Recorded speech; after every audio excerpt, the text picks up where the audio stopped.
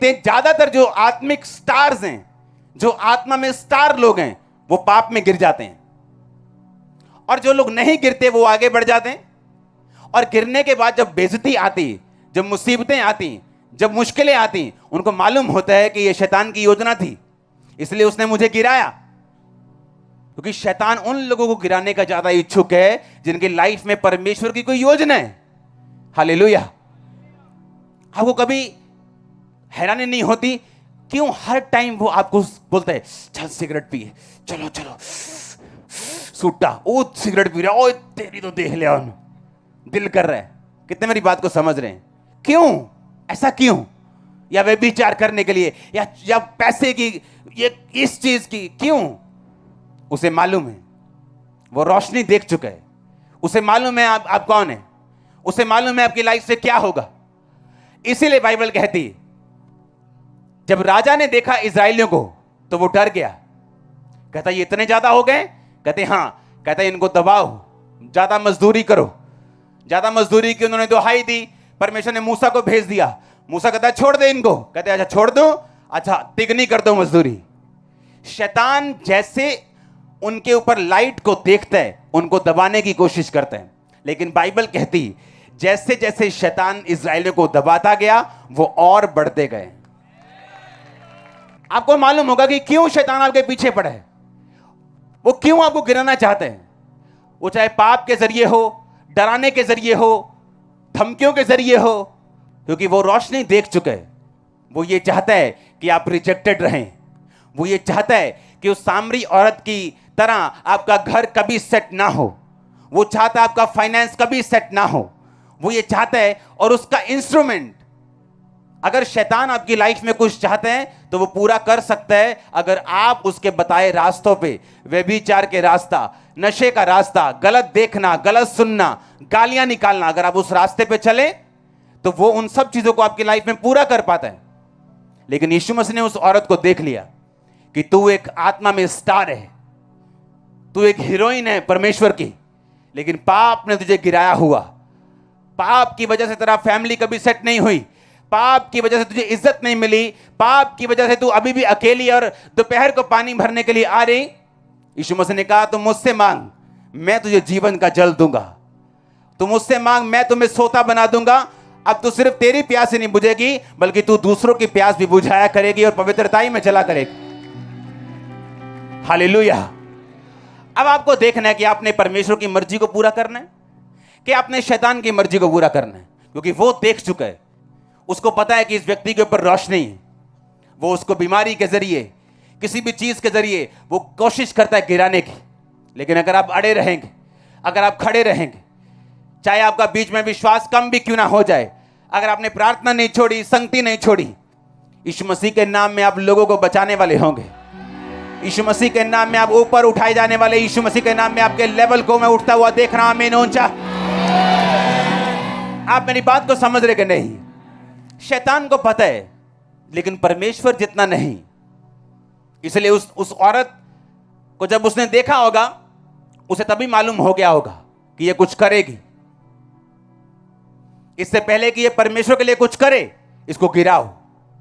एक husband, 2 husband, 3 husband, 4 husband, 5 husband, 6 husband, और husband भी नहीं, बॉयफ्रेंड्स, उसको गिरा दिया, रिजेक्ट कर दिया। वो फेल हो चुकी थी अपनी फैमिली लाइफ में, सोशल लाइफ में, पर्सनल लाइफ में। और यीशु मसीह ने जब उसे देखा, आपको क्या लगता है कि वो इत्तेफाक से वहां गया? क्या यीशु मसीह इत्तेफाक से वहां गए उस कुएं के ऊपर? नहीं। यीशु मसीह को मालूम था कि मेरा एक स्टार है, मेरी एक हीरोइन है, मेरा एक हीरो है जो फंसा हुआ है शैतान के चुंगल में। आज मुझे उसे छुड़ाना है। आज इस चर्च में हीरो और हीरोइंस बैठे हैं यीशु मसीह के नाम, और वो यीशु मसीह के नाम में आपको छुड़ाने के लिए यहां पे मौजूद है। मैंने कहा यीशु मसीह के नाम में अगर मैं खुदा का दास हूं तो हर पाप की ताकत आपकी लाइफ से टूट जाए। आज यीशु मसीह के नाम से उसका आत्मा को उठाए और छुड़ाए। यीशु मसीह के नाम में आप उठाए जाएं, छुड़ाए जाएं। आमीन ऊंचा। तो यह आशीष आपकी चर्च। हालेलुया। जोर से बोलो हालेलुया। उसने देख लिया दाऊद के भाई के ऊपर एक रोशनी थी। उसने देख लिया, हाँ अच्छा, ये जो भविष्यवाणी हुई कि यिशै के ठूंठ में से एक डाली प्रकट होगी। यिशै दाऊद के पिताजी का नाम था, लेकिन प्रोफेसी दाऊद के लिए नहीं थी। वो पता है कि नहीं, वो प्रोफेसी दाऊद के बड़े भाई के लिए थी। उसको अमीनादाब है, उसके बहुत सारे उसके भाई थे। एक एक करते वो सामने आते गए और परमेश्वर ने रिजेक्ट करता गया कि मैंने इसे नहीं चुना, इसे भी नहीं चुना, इसे भी नहीं चुना, क्योंकि शैतान रोशनी देख चुका था दाऊद के बड़े भाई के ऊपर। और शैतान ने क्या किया, उसे निराश किया। देख, अगर परमेश्वर होता तो ऐसा होता, हाँ, अगर परमेश्वर होता तो तेरा वीजा लगता कि नहीं लगता, अगर परमेश्वर होता तो ऐसा होता, क्या तेरे घर में ये मुसीबत होती, क्या तेरा बच्चा मरता, क्या तेरा भाई मरता। और इस तरह से वो उस रोशनी से दूर ले जाके जो परमेश्वर की है उसे अपने कामों में फंसा दिया। और दाऊद का बड़ा भाई फेल हो गया, उससे छोटा फेल हो गया, उससे छोटा फेल हो गया। क्योंकि जब बड़े भाई से आत्मिक वो मर जाता है, जैसे शरीर में कोई बड़ा भाई मर जाए तो उसका छोटा भाई घर का मुखिया बन जाता है, उसी तरह से आत्मा में बड़ा भाई मर गया और उसका छोटा भाई मुखिया बन गया। वो फेल हो गया, सब फेल हो गए, और लास्ट में दाऊद था जो पास हुआ। लेकिन योजना दाऊद के लिए परमेश्वर की नहीं थी, योजना उसके सबसे बड़े भाई के लिए थी। लेकिन शैतान ने देखा इसके ऊपर रोशनी, ये वो काम करेगा जो परमेश्वर ने इसके लिए ठहराए, ये खुदाबंद के लोगों को खुदाबंद की ओर लेके जाएगा, मैं इसे पहले ही गिराऊंगा। और बाइबल कहती है उसको गिराया, और गिरा भी ऐसे थोड़ी, उसने बात को सुना होगा शैतान की तो ही गिरा, हाँ या ना। अगर वो आपको गिराने की कोशिश कर रहे हैं, इसका मतलब आप सुपरस्टार हैं खुदाबंद के, इसका मतलब आप पे रोशनी है जो शैतान देख सकता है। लेकिन पता है सैड बात क्या है, दुखी बात क्या है, कि शैतान देख सकता है, परमेश्वर देख सकता है, लेकिन दुनिया अंधी, वो नहीं देख सकती। परमेश्वर देख रहा है, वो देख रहा है, शैतान को भी दिख रहा है, बस आप ही को नहीं दिख रहा। क्योंकि शैतान देख रहा है वो रोशनी इसके सिर के ऊपर है, और अगर मैंने इसकी रोशनी को बंद नहीं किया, अगर मैं इसको अपनी ओर लेके नहीं गया, तो ये मेरे लिए मुसीबत है। और बाइबल कहती है फिर लोगों को अंदर अविश्वास को पैदा करता है, अविश्वास पैदा करने के बाद वो उन्हें गिराने की कोशिश करते। हालेलुया। अब आपको देखना है क्या करने है। अगर वो आपको गिराने की कोशिश कर रहे हैं, आपके पीछे लगा हुआ है, तो अंदर से हंसना जरूर, क्योंकि आपको मालूम हो गया कि कुछ योजना है मेरी लाइफ में जो शैतान मेरा पीछा कर रहे हैं। वो फालतू का पीछा आपका क्यों करेगा, क्यों करेगा फालतू पीछा, वो नहीं करेगा। उसके पास हजारों सालों का एक्सपीरियंस है, वो अपने टाइम को वेस्ट नहीं कर रहा आपके पीछे लग के। उसको मालूम है अगर मैं आज इसको पकड़ूंगा नहीं तो ये कल मेरे लिए एक बड़ा थ्रेट होगा। लेकिन प्रॉब्लम यहां पे है, जब शैतान आपका पीछा करता है, जब वो आपके अंदर मुसीबतों को, आपके लिए सताव को, आपके लिए तरह की परीक्षाओं को लेके आता है, आपने घबराना नहीं।